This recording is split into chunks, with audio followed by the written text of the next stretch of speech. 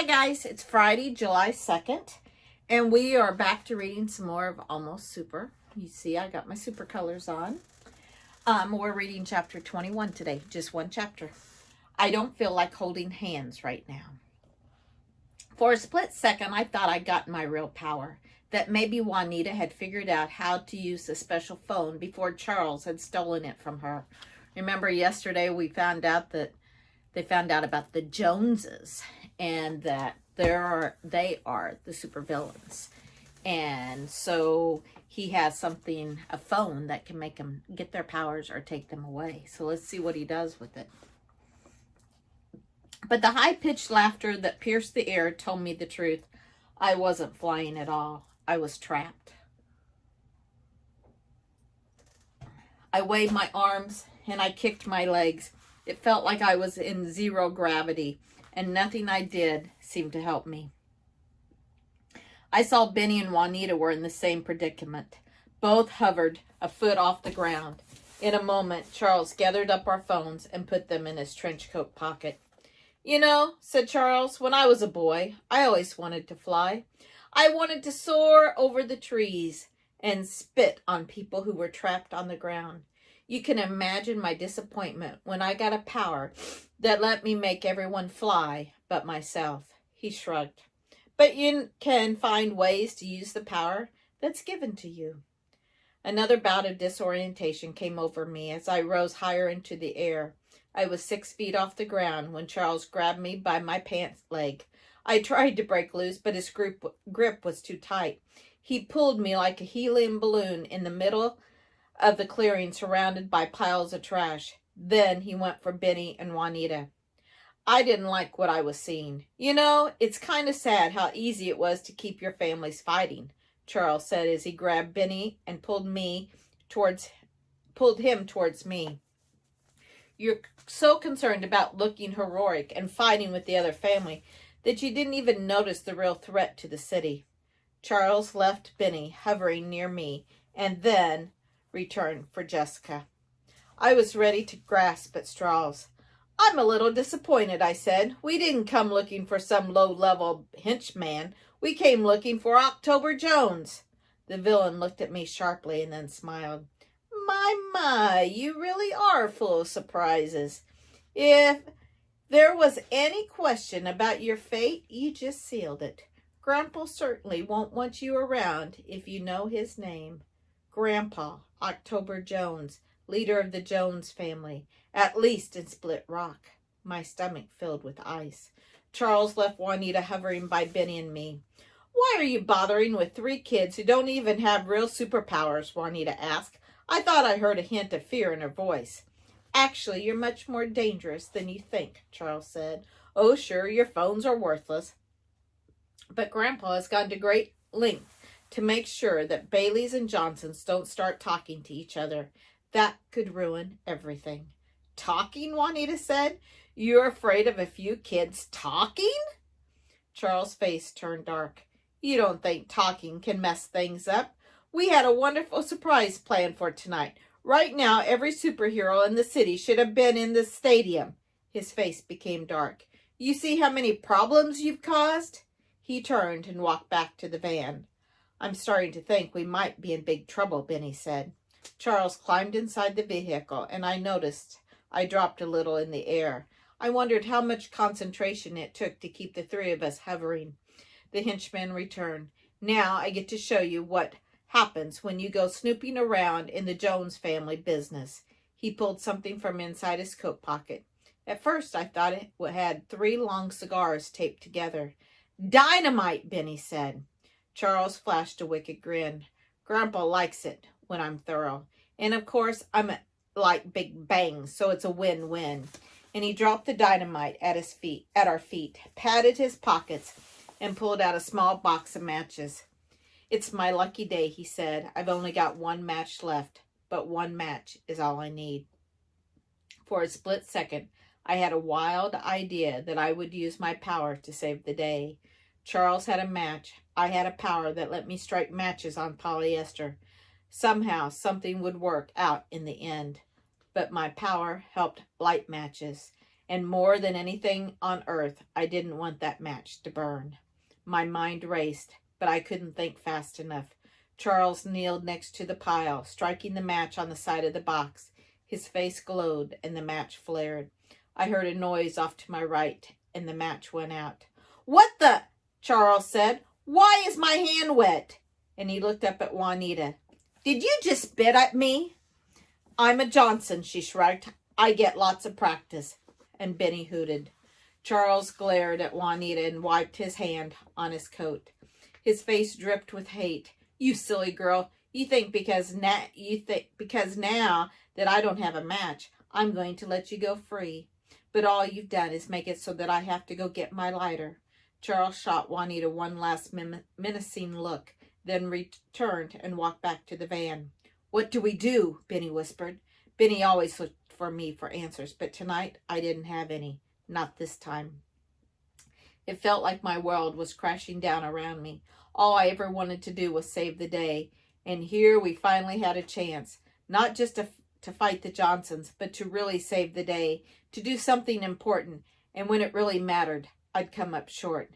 In the end, I didn't have what it took to be super. "We can do this," Benny said. "Rather, you're the one who's always talking about tactics. What's our plan?" I shook my hand. "This is different, Benny. This is real." Benny was pleading now. "Listen, pretend you're looking through the monitors. All of us are green dots moving around. What would you tell us to do?" I shook my head. "It's hopeless, Benny." "Please," his voice was a whisper, "just try." Benny didn't get it. There was nothing to do. All this was lost. All is lost. The words triggered something deep in the back of my mind. A voice, rough and gravelly, whispered to me. I recognized it at once. The voice of Grandpa. "When all is lost, and hope is nowhere to be found." At that moment, a superhero stands up, looks evil right in the eye, and says, "Is this the best you can do?" I felt a low burn of anger. Maybe I did get a worthless power, but that didn't mean I was worthless. Taking a deep breath, I closed my eyes and drew a map of my mind. The garbage piles, the van, the tower. I placed 4 dots on the map. Me, Benny, Juanita, and Charles. The 3 of us were immobile. There had to be something. No weapons, no phones. There had to be something. Our powers. I had to examine all the options. I had no matches. Juanita had no toilet. Benny could use his push-ups, but that wasn't... No, not push-ups. Benny's power was his belly button. But that didn't help either, because push-ups. I opened my eyes. A simple idea. I looked at Benny, judging the distance between the 2 of us, and he nodded, and I saw complete trust in his face. Charles was still rummaging through the front of the van. "Benny," I whispered, "give me your hand." "What?" Benny said. "I don't feel like holding hands right now." "No, I need to be closer to you. Grab my hand." Benny reached out, and I leaned as far as I could. We were still too far apart. "Stretch," I said, and he reached out, his fingers quivering.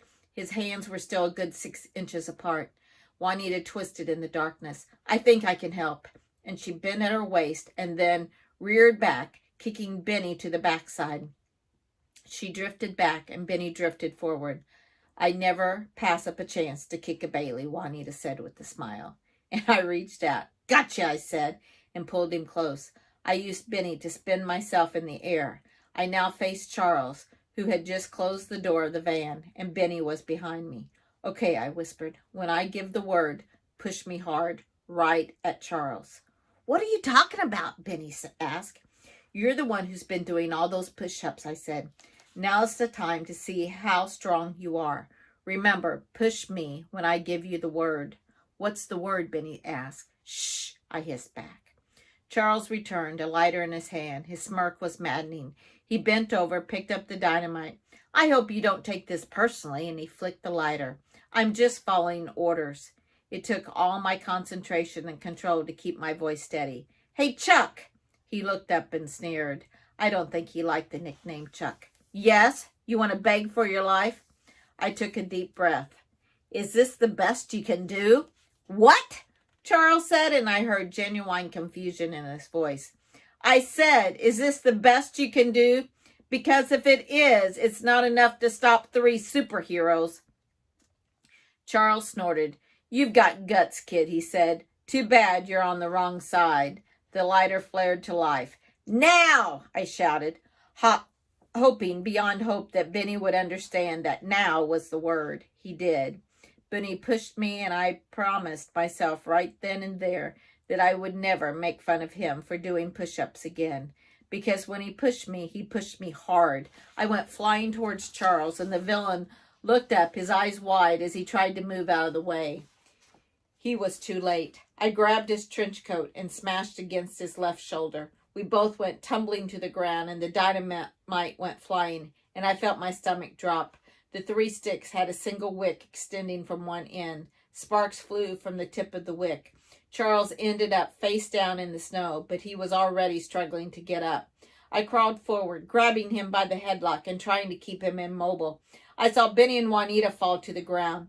Charles could only concentrate on so many things at once, and right now he must have been focused on me, or maybe the spitting wick just a few feet from our faces.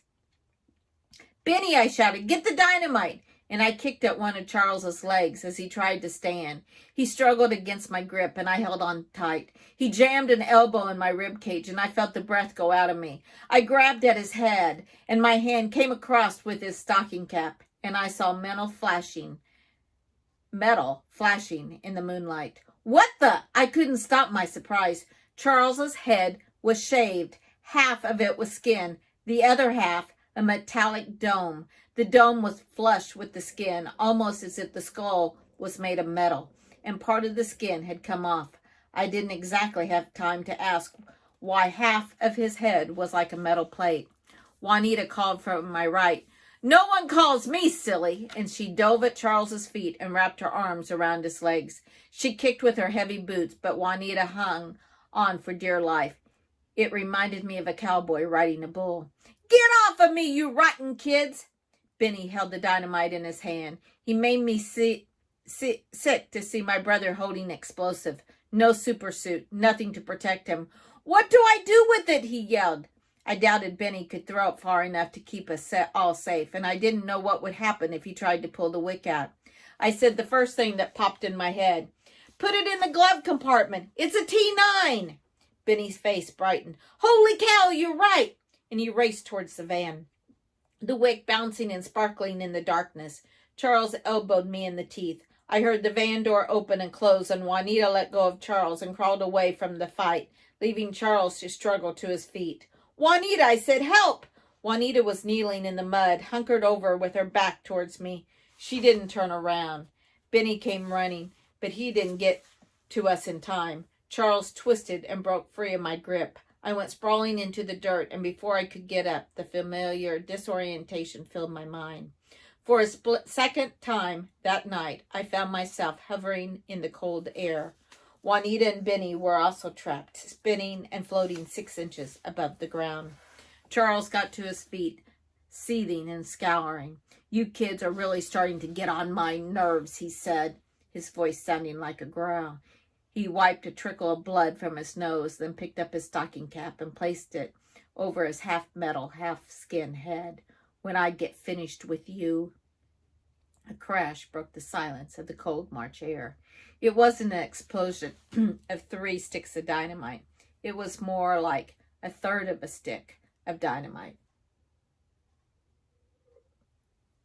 or a 0.3 sticks of dynamite. The T9 had done its job.